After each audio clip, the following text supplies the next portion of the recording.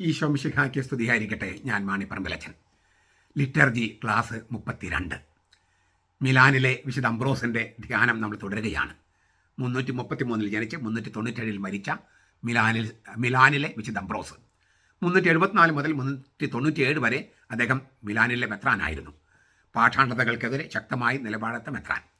The mysteries എന്ന അദ്ദേഹത്തിൻ്റെ രചനയിൽ 950, 958 ഞാൻ ആദ്യം വായിക്കുന്നത്. ഞാൻ അദ്ദേഹത്തിൻ്റെ വാക്കുകളൊന്ന് വായിക്കാം, എന്നിട്ട് നമുക്ക് ചെറിയ വ്യാഖ്യാനങ്ങൾ മതി. ആരെങ്കിലും ചോദിച്ചേക്കാം, ഞാൻ ക്രിസ്തുവിൻ്റെ ശരീരമാണ് സ്വീകരിക്കുന്നതെന്ന് എനിക്ക് എങ്ങനെ ഉറപ്പിക്കാം? ദിവ്യകാരണം സ്വീകരിക്കുമ്പോൾ ഞാൻ ക്രിസ്തുവിൻ്റെ ശരീരമാണ് സ്വീകരിക്കുന്നതെന്ന് എനിക്ക് എങ്ങനെ ഉറപ്പിക്കാം? അദ്ദേഹം പറയാണ്, തെളിവുകളുണ്ട്, പക്ഷെ ആധ്യാത്മിക തെളിവുകളേ ഉള്ളൂ. പ്രകൃതി രൂപം കൊടുത്തതല്ല, ആശീർവാദം കൂതാശ ചെയ്തതാണ് ഈ അപ്പം.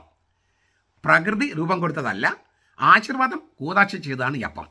എന്തെന്നാൽ പ്രകൃതിയുടെ ശക്തിയേക്കാൾ വലുതാണ് ആശീർവാദത്തിൻ്റെ ശക്തി. പ്രകൃതി പോലും രൂപപ്പെട്ടതും മാറിയതും ആശീർവാദം കൊണ്ടാണ്. ക്രിസ്തു ഈ കൂതാശയിലുണ്ട്, എന്നാൽ ഇത് എൻ്റെ ശരീരമാണ് എന്നാണ് അവൻ പറയുന്നത്. എങ്കിലും ഇത് അവൻ്റെ ഭൗതിക ശരീരമല്ല, ആധ്യാത്മിക ശരീരമാണ്. എന്നാൽ ദൈവത്തിൻ്റെ ശരീരം ആത്മീയ ശരീരമാണല്ലോ. നമുക്കിവിടെ 3 കാര്യങ്ങൾ ഒന്ന് ഓർക്കാം. ഒന്ന്, ഈ പ്രകൃതിയുടെ ശക്തിയേക്കാൾ വലുതാണ് ആശീർവാദത്തിൻ്റെ ശക്തി. ഇവിടെ ആശീർവാദം എന്ന് പറയുന്നത് ദൈവത്തിൻ്റെ വചനമാണ്. ഉണ്ടാകട്ടെ എന്ന വചനം കൊണ്ട് എല്ലാം ഉണ്ടാക്കിയ ദൈവം, അതിനാണ് ആശീർവാദം എന്ന് പറയുന്നത്. എല്ലാം നല്ലതെന്ന് ദൈവം കണ്ടു.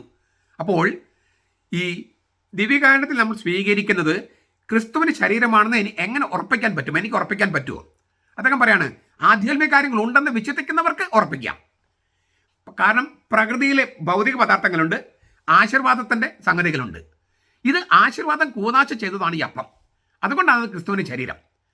ഈ ആശീർവാദം കൂതാശ ചെയ്തെന്ന് പറഞ്ഞാൽ പ്രകൃതിയുടെ ശക്തിയേക്കാൾ വലുതാണ് ആശീർവാദത്തിൻ്റെ ശക്തി എന്ന് ഓർക്കണം. പ്രകൃതി പോലും രൂപപ്പെട്ടതും മാറിയതും ആശീർവാദം കൊണ്ടാണ്, ആശീർവാദത്തിൻ്റെ വചനം കൊണ്ട്. ക്രിസ്തു ഈ കൂതാശയിലുണ്ട്, എന്നാൽ അവൻ്റെ വചനം പറയുന്നു, ഇത് എൻ്റെ ശരീരം ആണ്. അപ്പോൾ ആശീർവാദം, വചനം അപ്പത്തിലേക്ക് വന്നു. അപ്പോൾ അത് ക്രിസ്തുവിൻ്റെ ശരീരമായി മാറി.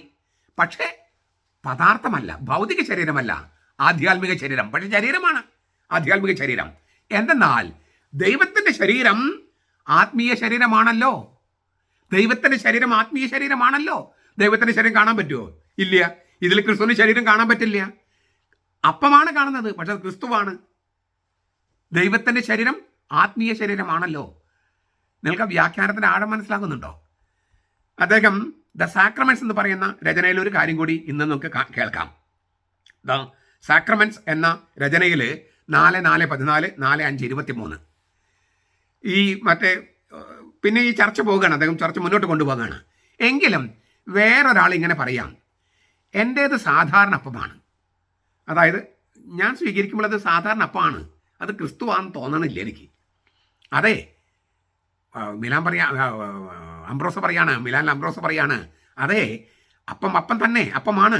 അത് കൂതാശയുടെ വചനം ഉച്ചരിക്കപ്പെടുന്നതിന് മുൻപ്. ഈ ചോദ്യം ചോദിച്ച ആളോട് പറയാ, കൂതാശയുടെ വചനം ഉച്ചരിക്കപ്പെടുന്നതിന് മുമ്പ് അപ്പം തന്നെ. പക്ഷെ കൂതാശത്തിലേക്ക് പ്രവേശിച്ചു കഴിഞ്ഞാൽ പിന്നെ അപ്പമല്ല, ക്രിസ്തുവിൻ്റെ മാംസമാണ്. നമുക്കിതും കൂടി കൂട്ടിച്ചേർക്കാം. അപ്പമായിരിക്കുന്ന സംഗതി ക്രിസ്തുവിന് ശരീരമാകുന്നത് എങ്ങനെ? ആ ചോദ്യം നമുക്ക് ചോദിക്കാം. ഉത്തരം ഇതാണ്, കൂതാശ ചെയ്യുന്നത് വഴി. ഈ അപ്പമായിരിക്കുന്ന സംഗതി ക്രിസ്തുവിന് ശരീരമായി മാറുന്നത് എങ്ങനെ? ഉത്തരം ഇതാണ്, കൂതാശ ചെയ്യുന്നത് വഴി. ചില വാക്കുകൾ ഉച്ചരിക്കുമ്പോഴാണ് ഈ കൂതാശ സംഭവിക്കുന്നത്. കൂതാശ ചെയ്യുന്ന പറഞ്ഞ എന്താണ്? ചില വാക്കുകൾ ഉച്ചരിക്കുമ്പോഴാണ്. ആരുടെ വാക്കുകൾ? കർത്താവായ ഈശോയുടെ വാക്കുകൾ. ഏതെങ്കിലും വാക്കുകൾ, ആരുടെയും വാക്കുകളല്ല, ചില വാക്കുകളാണ്, ആരുടെയെങ്കിലും വാക്കല്ല, ഈശോയുടെ വാക്കുകൾ. എന്നിട്ട് അദ്ദേഹം പറയുക, മറ്റെല്ലാ പ്രാർത്ഥനകളും നോക്കൂ. പുരോഹിതൻ ചൊല്ലുന്നത്, പുരോഹിതൻ ചില പ്രാർത്ഥന സമർപ്പിക്കുന്നു, ദൈവത്തെ സ്തുതിക്കുന്നു, രാജാക്കന്മാർക്കും ജനങ്ങൾക്കും വേണ്ടി ദൈവജനം പ്രാർത്ഥിക്കുന്നു, അപേക്ഷകൾ സമർപ്പിക്കുന്നു. എന്നാൽ വിശുദ്ധ കൂതാശയുടെ വചനമാകുമ്പോൾ, സമയമാകുമ്പോൾ, അനാഫറയുടെ സമയമാകുമ്പോൾ, പുരോഹിതൻ തൻ്റെ വാക്കുകളല്ല പറയുന്നത്, ക്രിസ്തുവിൻ്റെ വാക്കുകളാണ് ഉച്ചരിക്കുന്നത്. കൂതാശയെ പൗത്രീകരിക്കുന്നത് ക്രിസ്തുവിൻ്റെ വാക്കുകളാണ്. അതെ, കൂതാശയുടെ വചനങ്ങൾക്ക് മുമ്പ് അപ്പം മാത്രമാണ്. എന്നാൽ ക്രിസ്തുവിൻ്റെ വചനം വരുന്നതോടെ അത് ക്രിസ്തുവിൻ്റെ ശരീരമായി മാറുന്നു. ഇക്കാരണത്തിൽ അവൻ പറയുന്നത് കേൾക്കൂ, ഇത് വാങ്ങി ഭക്ഷിക്കുവിൻ, ഇത് എൻ്റെ ശരീരമാകുന്നു. ക്രിസ്തുവിൻ്റെ വചനം അപ്പത്തിലേക്ക് വരുന്നു. ക്രിസ്തു തൻ്റെ ജീവൻ തൻ്റെ വചനം കൊണ്ട് അപ്പത്തിൽ എഴുതുന്നു. അപ്പോൾ ഇത് ക്രിസ്തുവിൻ്റെ ശരീരമായി മാറുന്നു, ക്രിസ്തുവായിട്ട് മാറുന്നു. ഇതുപോലെ തന്നെയാണ് കാസയുടെ കാര്യത്തിലും. ക്രിസ്തുവിൻ്റെ വചനം വരുന്നതിന് മുമ്പ് അത് വെള്ളം കലർത്തിയ വീഞ്ഞാണ്. എന്നാൽ ക്രിസ്തുവിൻ്റെ വചനം പ്രവർത്തിച്ച് തുടങ്ങുമ്പോൾ അത് മനുഷ്യരെ രക്ഷിക്കുന്ന ക്രിസ്തുവിൻ്റെ രക്തമായി മാറുന്നു. ക്രിസ്തുവിൻ്റെ വചനം ഈ വെള്ളം കലർത്തിയ വീഞ്ഞിൽ പ്രവർത്തിച്ച് തുടങ്ങുമ്പോൾ അത് മനുഷ്യരെ രക്ഷിക്കുന്ന ക്രിസ്തുവിൻ്റെ രക്തമായി, ക്രിസ്തുവിൻ്റെ ജീവനായി മാറുന്നു. ഇതെല്ലാം കേൾക്കുമ്പോൾ നമുക്ക് തോന്നും ഇതൊക്കെ നമുക്ക് അറിയാവുന്നതല്ലേ എന്ന് നമുക്ക് തോന്നാം. ഒന്ന് നമുക്കറിയാം, പക്ഷേ ഇത് ആദ്യമായിട്ട് പറഞ്ഞതൊന്നും നമ്മളിപ്പോൾ കേട്ടതൊക്കെ ഇദ്ദേഹം പറയുന്ന 4-ാം നൂറ്റാണ്ടിലാണ്. ആ 4-ാം നൂറ്റാണ്ടിൽ പറഞ്ഞ കാര്യങ്ങൾ പല തരത്തിൽ നമുക്ക് കൈമാറി കിട്ടിയിട്ടുണ്ട്. പക്ഷെ ആദ്യമായി പറഞ്ഞതും വ്യാഖ്യാനിച്ചതും ഇവരാണ്. വചനത്തിന് ആശീർവാദം എന്ന വാക്ക് കൊടുത്തത് ഇദ്ദേഹമാണ്, ഈ അംബ്രോസ്. അതായത് ആശീർവാദം എന്ന് വചനം, ക്രിസ്തുവിൻ്റെ വചനം വരുന്നു പറഞ്ഞാൽ അദ്ദേഹം പറയാണ് ആശീർവാദം വരുന്നു. ആശീർവാദമാണ് ഈ പ്രകൃതിയെ പോലും സൃഷ്ടിച്ചത്. വചനമാണ് ഈ പ്രകൃതിയെ പോലും സൃഷ്ടിച്ചത്.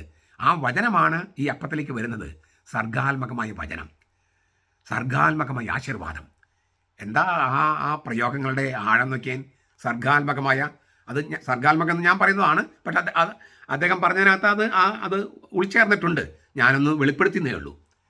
ചുരുക്കത്തിൽ ഈ ഞാൻ പറഞ്ഞിട്ടുണ്ട്, താത്വികമായിട്ടുള്ള ഒരുപാട് വ്യാഖ്യാനങ്ങൾ പിന്നീട് നൽകപ്പെട്ടിട്ടുണ്ട്.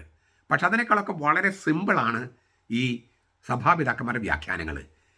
ക്രിസ്തുവിൻ്റെ വചനത്തിൻ്റെ ശക്തി, നമ്മുടെ കർത്താവ് യേശു മിശിഹായുടെ തിരുവുത്ഥാനത്തിൻ്റെ ശക്തി, പരിശുദ്ധാത്മാവിൻ്റെ ശക്തി, ഇത് മൂന്നുമാണ് ഈ അപ്പത്തെ അവൻ്റെ ശരീരമാക്കി മാറ്റുന്നത്, ഈ വീഞ്ഞിനെ അവൻ്റെ രക്തമാക്കി മാറ്റുന്നത്. 3 കാര്യങ്ങൾ ഓർത്താൽ മതി. ക്രിസ്തുവിൻ്റെ വചനത്തിൻ്റെ ശക്തി, അവൻ്റെ തിരുവുത്ഥാനത്തിൻ്റെ ശക്തി, അവൻ്റെ പരിശുദ്ധാത്മാവിൻ്റെ ശക്തി. ഈ 3 കാര്യങ്ങൾ വിശ്വസിക്കുന്നുണ്ടെങ്കിൽ വിശുദ്ധ കുർബാനയിൽ വിശ്വസിക്കാൻ ഒരു പ്രയാസമുണ്ടെന്ന് എനിക്ക് തോന്നിയിട്ടില്ല. അങ്ങനെ നിങ്ങൾക്കും സാധിക്കട്ടെ എന്ന് ഞാൻ പ്രതീക്ഷിക്കുന്നു, പ്രാർത്ഥിക്കുന്നു. നമ്മുടെ കർത്താവ് യേശു മിശിഹായുടെ കൃപയും പിതാവായ ദൈവത്തിൻ്റെ സ്നേഹവും പരിശുദ്ധാത്മാവിൻ്റെ സഹവാസവും നാം എല്ലാവരോടും കൂടി ഉണ്ടായിരിക്കട്ടെ, ഇപ്പോഴും എപ്പോഴും എന്നേക്കും. ആമേൻ.